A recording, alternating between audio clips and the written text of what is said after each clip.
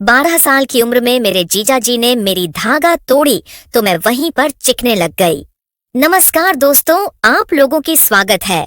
आज की इस मजेदार कहानी में मेरी नाम पिंकी कुमारी है। मेरी उम्र लगभग अभी 12 साल है। मैं अभी क्लास 10वीं का एग्जाम देने वाली हूँ। मेरे घर में मेरे मम्मी पापा और मैं सिर्फ रहती हूँ।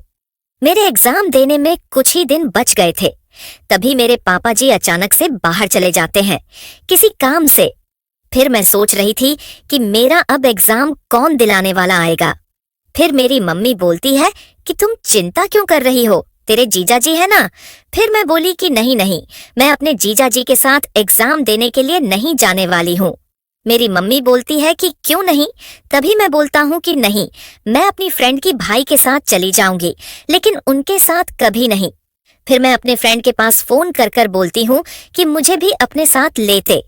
तभी मेरे फ्रेंड के भाई बोलता है कि ठीक है, मैं तुम दोनों की अपनी बाइक से लेकर चला जाऊंगा। ये सब बात मेरी मम्मी मेरी दीदी से बोलती थी।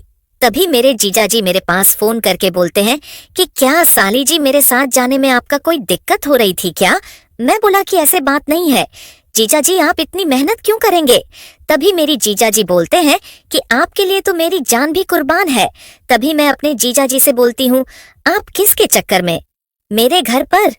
तभी मेरी जीजा जी बोलते हैं कि अच्छा साली जी, आप पहले से ही समझ गई थी। क्या मैं बोलती हूँ कि मैं आपके बारे में जीजा जी जानती हूँ, क्या आप मेरे साथ क्या करने वाले थे। तभी मेरे जीजा जी बोलते हैं कि अच्छा साली जीजा, फिर मौका मिलेगा तो मैं आपका इतना एक दिन धागा तो नहीं दूंगा।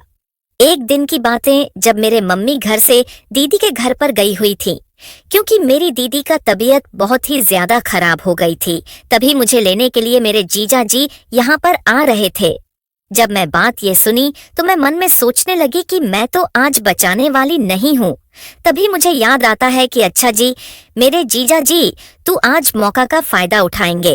तभी मेरे जीजा जी मेरे घर पर आ जाते हैं। तभी मैं उनको नाश्ता करने लग जाती हूँ। तभी मेरे जीजा जी बोलते हैं कि अरे साली जी, मुझे जो चाहिए वह आप दीजिए ना, यह नाश्ते मेरे लिए क्या लेकर आ रही हो। तभी मेरे जीजा जी बोलते हैं कि कुछ भी कहिए सा लीजिए, जितनी आप खूबसूरत लग रही हो इतनी तो आपकी बहन भी नहीं है। तभी मैं बोलता हूँ, क्या रे जीजा जी, अब हम दोनों चलते हैं। तभी मेरे जीजा जी बोलते हैं कि जब तक आप मुझे अपनी धागा तोड़ने के मौका नहीं देंगे तब तक मैं आपके यहाँ से कहीं नहीं जाने वाला हूँ, या सब।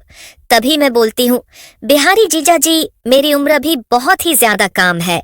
अभी मेरे जीजा जी बोलते हैं, क्या रे पागल, इसी उम्र में तो हम दोनों की बहुत ही ज्यादा काम करने में मजा आएगा। तभी मैं अपने जीजा जी से बोलता हूँ कि आप नहीं मानिए, क्या फिर कभी आप मेरी धागा तोड़ लीजिएगा। तभी मेरे जीजा जी बोलते हैं कि क्या पता मेरे से पहले कोई और धागा तुम्हारा तोड़ दे। तभी मैं बोलता हूँ, प्यारी जीजा जी, मेरा बात पर विश्वास कीजिए, मैं किसी से अपने धागा नहीं तुड़वाने वाली हूँ, सिर्फ आपके सिवा। तभी मेरे जीजा जी बोलते हैं कि आज थ्रू और चाहे कल थ्रू, बतिया तो बराबरी है। तभी मैं बोलता हूँ कि ठीक है जीजा जी, अगर आप नहीं मानिएगा तो आप आज ही मेरा धागा तोड़ लीजिए।